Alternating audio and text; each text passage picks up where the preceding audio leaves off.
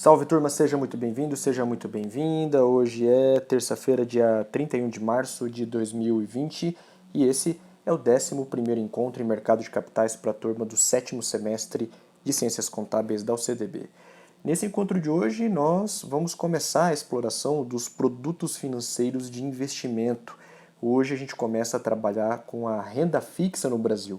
Mas esse curso de renda fixa é um curso longo, é um curso extenso, um curso muito útil por conta da necessidade que nós estamos visualizando a partir de agora na nossa economia e que você precisa ter muita atenção porque uma boa parte desses produtos não são de conhecimento da rede bancária, vários gerentes não sabem como indicar esses produtos, muitos só ouviram dizer para que servem, ouviram dizer para como pode recomendar o cliente a investir.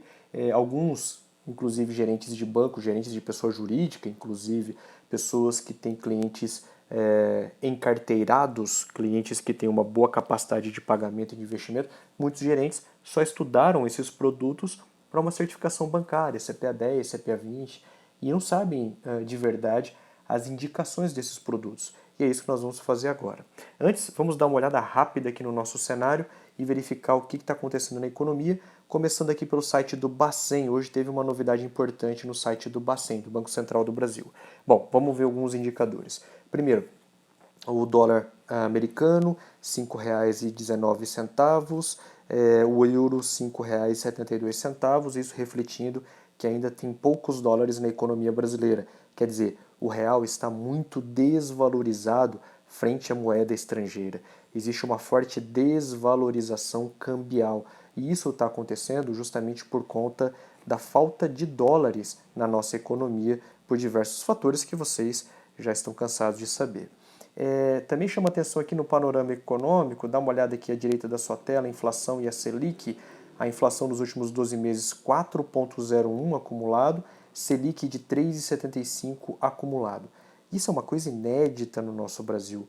O spread, ou seja, a diferença entre o valor da inflação e o da taxa Selic é muito baixo. E no Brasil, o que está acontecendo agora é que nós temos experimentado uma taxa de juros reais nos nossos investimentos negativa. Se você pegar a taxa Selic 3,75 e inflação 4,01, mais as taxas bancárias, facilmente o serviço do investimento, o valor do que você paga para o banco, supera muito a inflação e no final do ano quase nenhum investimento compensa. Isso é uma coisa que a maior parte dos brasileiros não vê. O cara coloca lá a grana dele na caderneta de poupança, acha que está ganhando muita coisa, mas no final das contas ele não consegue ganhar alguma coisa acima da inflação. Então, esse é o cenário que estamos desenhando hoje. Um cenário de inflação baixa, 4,01 é baixo, e você vai ver que tende a ser mais baixo ainda, e a taxa Selic também bastante baixa. Agora, posso te falar uma coisa. Nem a inflação vai se manter no 4,01, nem a taxa Selic vai se manter no 3,75 muito tempo. E nós vamos ver as razões para isso em seguida. Bom, eu quero chamar a atenção aqui para um relatório que foi divulgado hoje pelo Banco Central do Brasil, que é o relatório da inflação. Então você vai ver aqui nessas notícias do Banco Central, você vai passando para o lado e tal, e aí você encontra o relatório de inflação bem aqui, ó. Chegamos nessa abinha. Vamos clicar na notícia ali, ele vai fazer um resumão, né, daquilo que foi visto lá em relação ao... fugiu aqui até, deixa eu pegar ali, ao relatório de inflação, tá algum canto aqui, deixa eu lembrar, tá aqui bem aqui, relatório de inflação, clica nele e ele vai abrir para você qual foi o relatório de inflação. Bom, o interessante aqui desse relatório é que ele tem uma série de questões que nós precisamos tratar, precisamos entender para saber como isso vai se refletir nas nossas decisões. Então eu trouxe o relatório de estabilidade financeira para a gente dar uma olhadinha aqui, que ele tem muitas informações muito relevantes e é o mais atual que a gente tem. Então, ele foi consolidado aqui nas informações apresentadas para a imprensa no dia 26 de março e ele contém informações que são úteis para a gente mesmo agora, 5 dias depois da publicação oficial dele. Então, olha só, eu chamo a atenção para algumas coisas. É um relatório extenso, tem mais de 90 páginas, obviamente, na verdade aqui 87 páginas, né? Ele, obviamente, não vou pedir para você ler tudo, né? Mas eu vou chamar atenção para alguns pontos.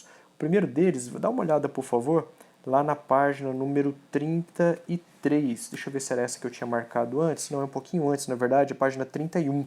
O relatório mostrou para a gente agora, fez uma sessão exclusiva sobre os efeitos econômicos da pandemia do Covid-19. Cara, isso aqui é muito legal.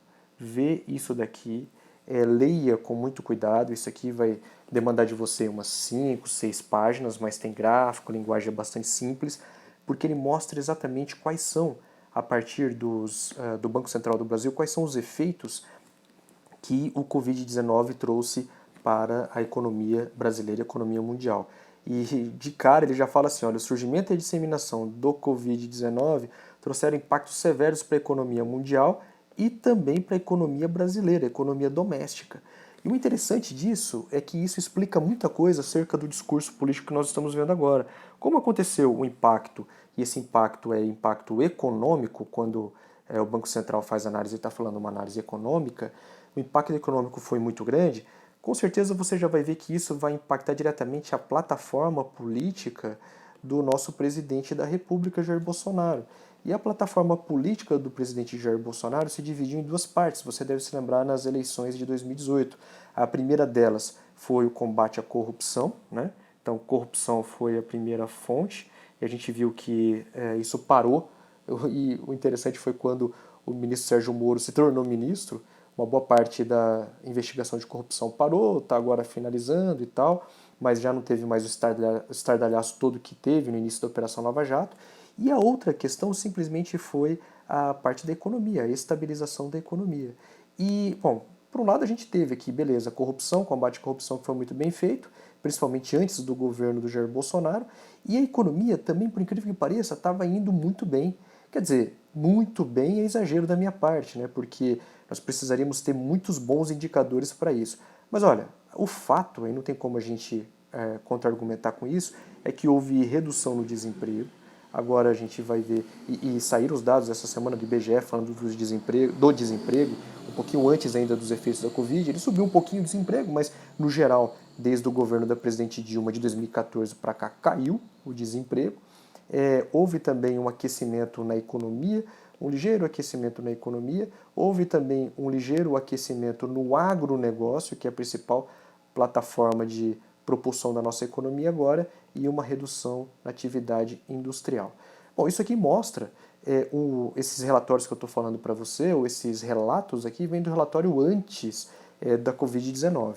Mas depois a gente vai ter um outro, no mês que vem, do IBGE, falando mais alguns detalhes sobre isso. E o importante é que hoje, dia 31, é o último dia do primeiro trimestre do ano. Esse é um trimestre perdido. Você pode ter certeza que o Brasil, nesse primeiro trimestre, caiu, mas não caiu tanto quanto você vai ver o que a China caiu. A China de verdade caiu muito, e os Estados Unidos também. Sobretudo esses dois, China e Estados Unidos, no primeiro trimestre e mais ainda no segundo trimestre. A China já recuperou vamos dizer assim, uma parte da sua atividade industrial. Por lá, a Covid-19 está controlada. Eles estão olhando agora os casos assintomáticos para cuidar da mutação do vírus.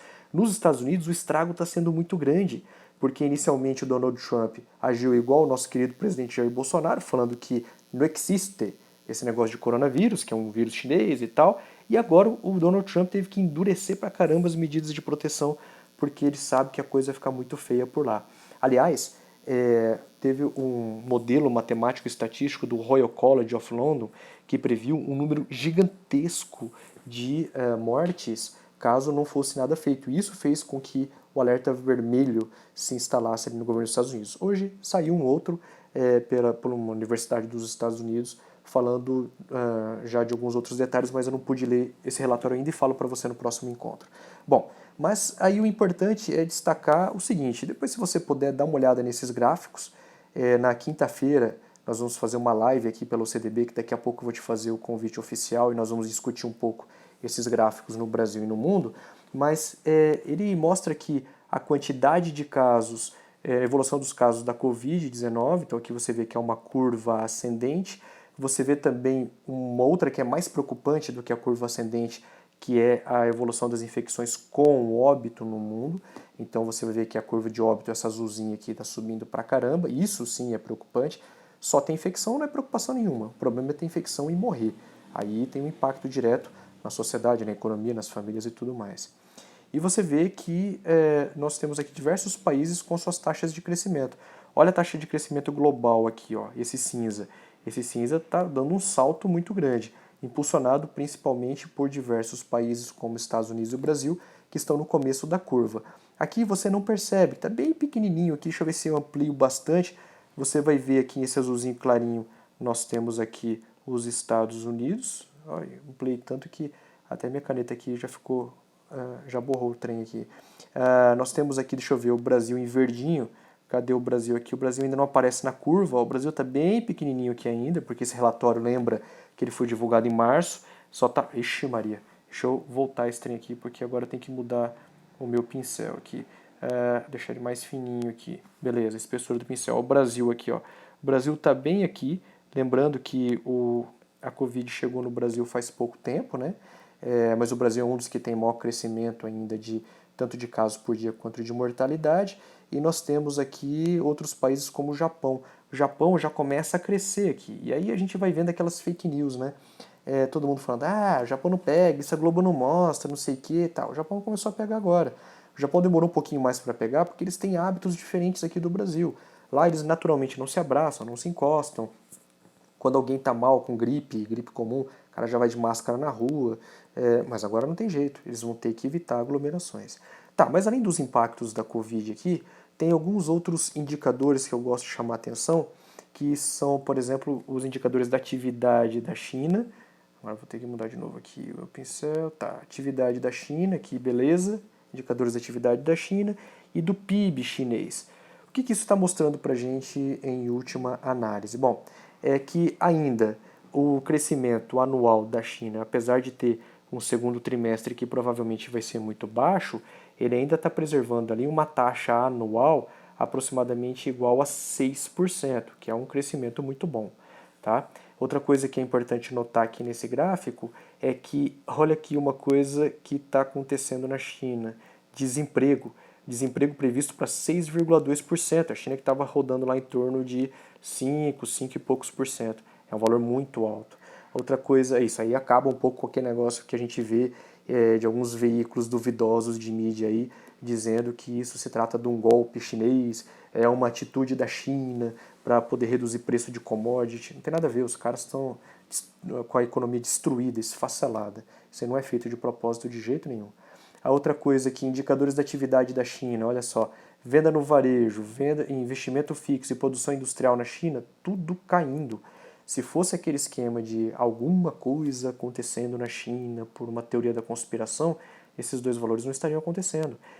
Como foi até, é uma pena eu ter visto isso, uma jornalista famosa aí, ela foi lá e falou daquele canal que está todo mundo passando aí a notícia no Instagram, no WhatsApp, falando assim, olha, o crescimento chinês foi muito grande, está sendo muito grande, ninguém está vendo isso.